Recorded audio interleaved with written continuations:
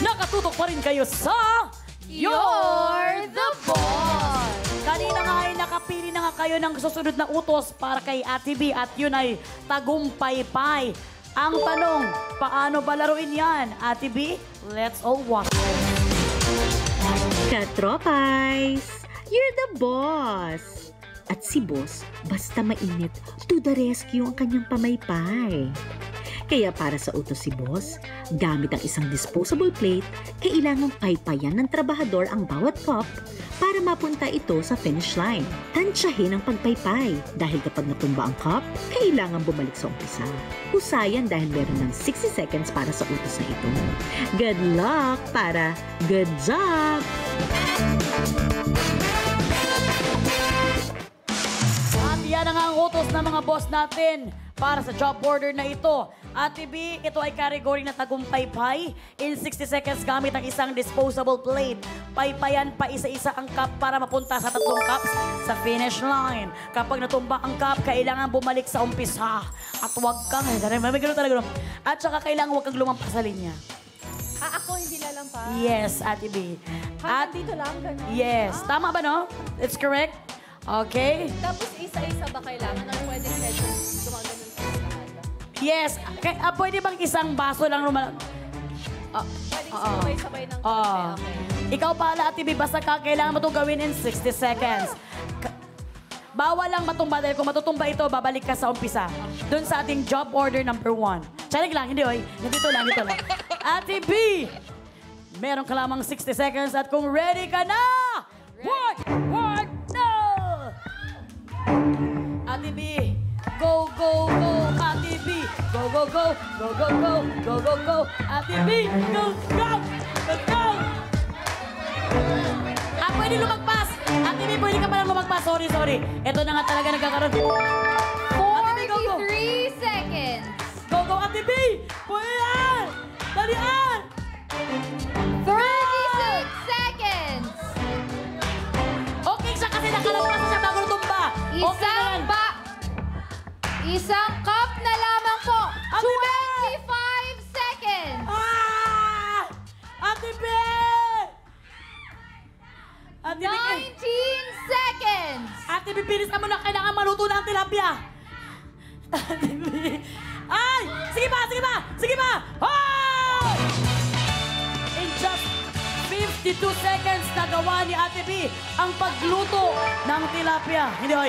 Ang paggawa ng challenge, kaya naman ikaw ay Husay!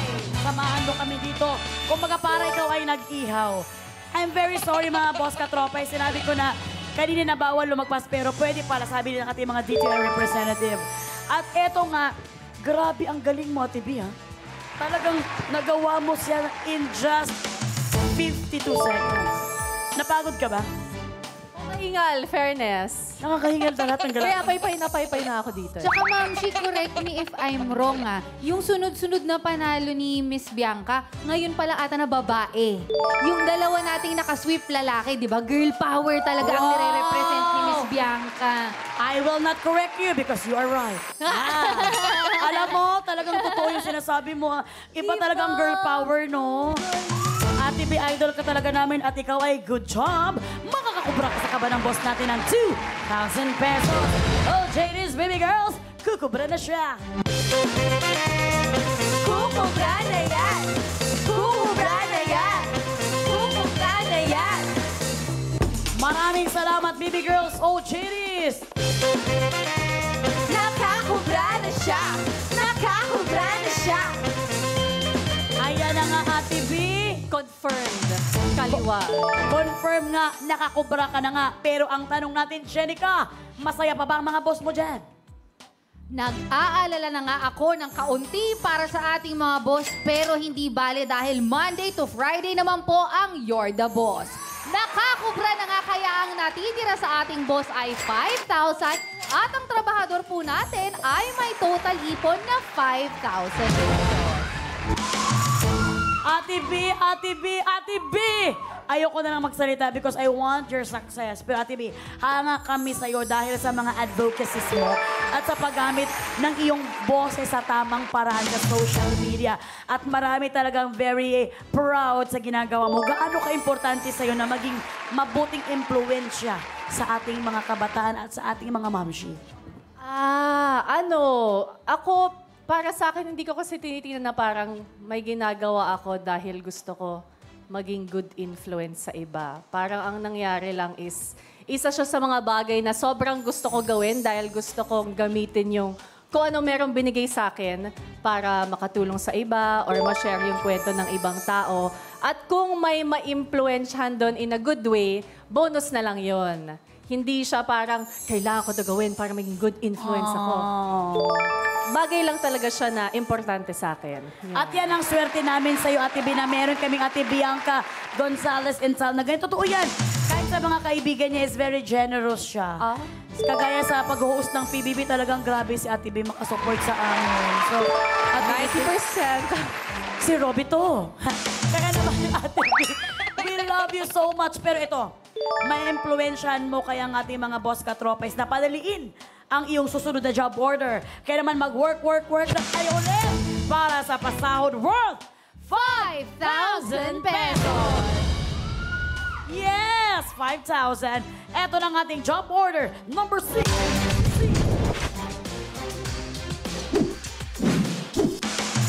Mga mahal kong boss, oras na po ulit para mag-approve ng huling job order. Ano po ba ang gusto nyong itanong sa ating trabahador? World history or current events? Meron po kayong 30 seconds para pumili, kaya naman pindot painalo na. Dahil katropais, You're the boss! Ate B, sa tingin mo ba updated at informed ka sa categories na yan? Ano sa tingin mo ang talagang... ako bilang kaibigan mo, alam ko naman talagang alam ka sa mga current events. Ang hirap, kaya pala worth 5,000. Yes. Yan talaga sinasabi mo sa mga anak mo na Alam kailangan mo, mo pagtrabaho. ang mahirap dito kasi, yung mga boss na nanonood, madali nilang mag-google. Eh dito, wala naman tayong Google. Yes, bawal para talagang yung trust ng mga boss natin makikita natin, di ba? Jenica! Oh my God! Wala, hindi ako naghahanap ng away pero kamusta na dyan ang ating mga boss katropas? sorry. Parang galit ka, time's up mga katropais! You're the boss! Ang last job order niyo po sa ating trabahador with 89% ay World History. O JT, i-deliver mo na ang pinapatanong ni boss.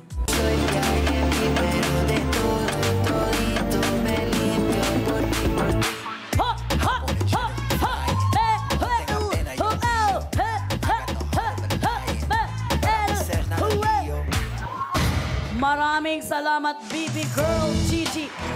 Ito na nga, nanginginig pa nga, fresh na fresh from computer.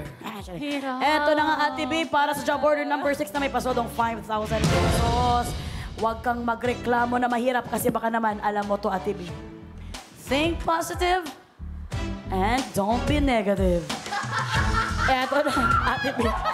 Narito na ang job order number 6. Tanong. Category World History. Saan naganap ang historical burning of the Library of Alexandria? Saan naganap ang historical burning of the Library of Alexandria? Letter A, Greece. Letter B, Egypt. Letter C, Rome. Letter D, Iran. Letter E, Israel. Letter F, Libya. Letter G, Sudan. Letter H, Iraq. At kung ready ka na sumagot, work na. Daming choices. Sa sobrang daming choices, may hihilo ka talaga dahil ito ay nakakalagang 5,000 pesos. Ate B, uulitin ko ang tanong, saan naganap ang historical burning of the Library of Alexandria? May alam ka ba sa mga library, Ate B? Basta ako, pass. Wow, ang daming choices. Okay. Ito ay calculated guess lamang. Oh, ay, pero may calculate. Pero may calculator. Ano to? Ate B, Parang tinatry ko lang alalahanin kung ano mang feeling ko. Pero Eto na, ang hula ko. Ate B, pinapaalala ko sa iyong calculated guess, hindi ito mathematics. Charing lang, charing lang. Ate B, ano ang sagot mo? Okay. Hirap talaga pala pag 5,000 ang Hirap labanan. Okay, tatry ko lang. I will go with letter B. Letter B, Egypt. Final na ba ang sagot mo? Ate B. Ayoko na isipin. Final. Final na nga. Ate B, tumataas ang mga balahibo natin. Yung Ate B para sa 5,000 pesos. E diretso na natin to, Cesar. Ang sagot mo ay...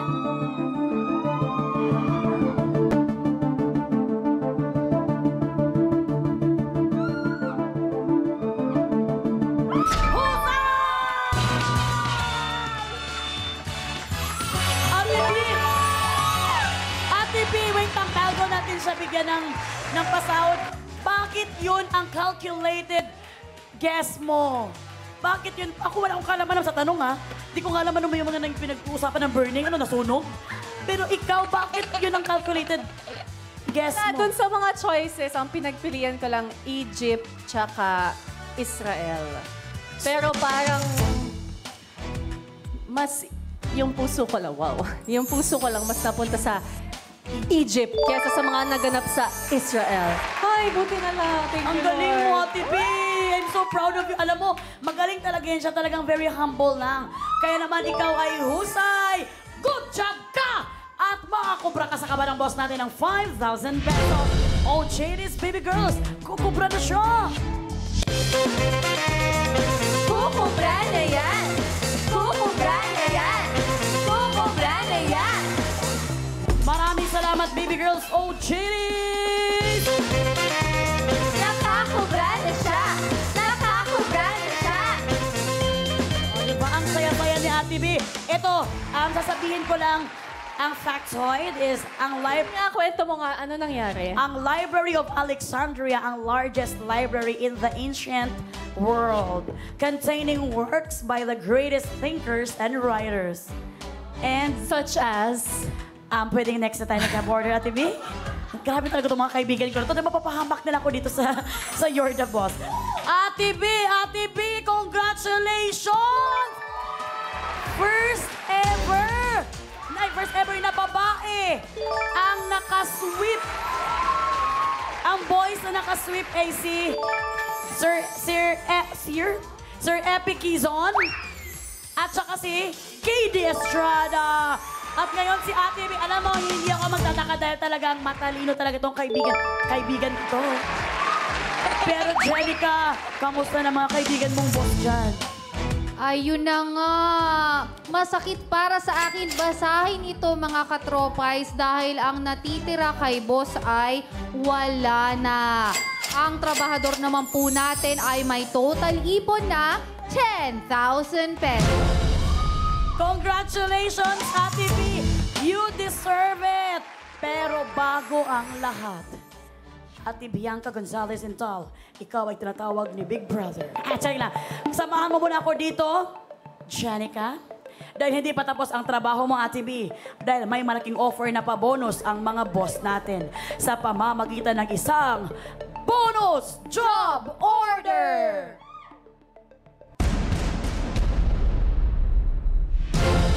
At ang bonus job order na yan ay nagkakahalagang 10,000 pesos!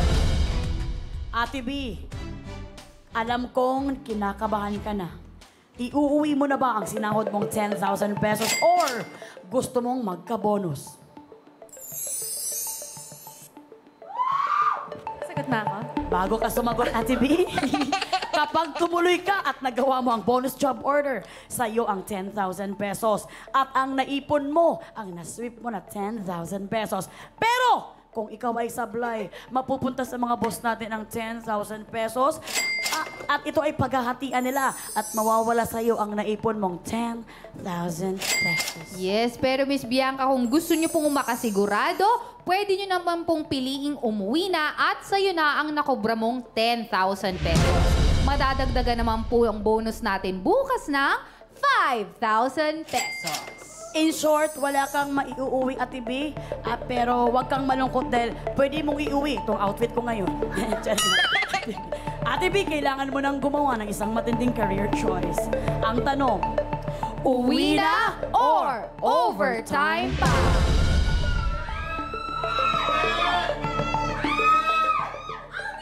Ate B, wala akong sasabihin bilang kaibigan mo pero nasa iyo ang desisyon. Dahil ikaw ay matalinong tao.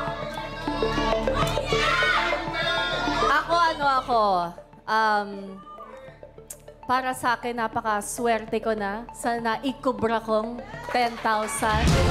Kaya naman, ipapaubaya ko na sa trabahador bukas ang bonus na 5,000. At iuwi ko na sa pamilya ko ang aking 10,000.